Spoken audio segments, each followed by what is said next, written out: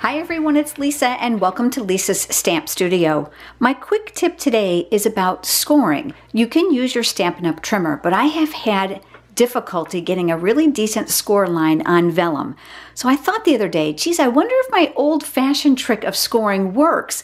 Before the days of trimmers that actually had scoring blades on them, like the Stampin' Trimmer. So I'm going to go ahead and move the scoring blade out of the way, which is the light blade.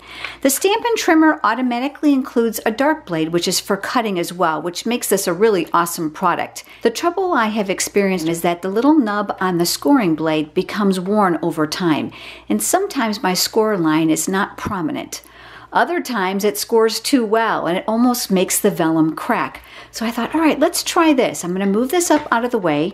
I'm going to place my vellum inside my paper trimmer. I'm going to line it up right here at the 2-inch mark. Instead of using the scoring blade, I would use my bone folder. And right down the center of this track, I'm just going to press lightly to get myself a perfect score line. Take a look at that. I don't have to worry about it being too deep, nor do I have to worry about it not creating a line that I can actually see.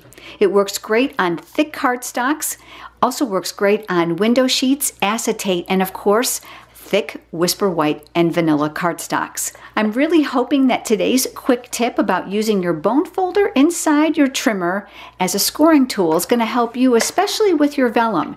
Thanks so much for joining me today, everyone. I look forward to seeing you next week for another quick tip.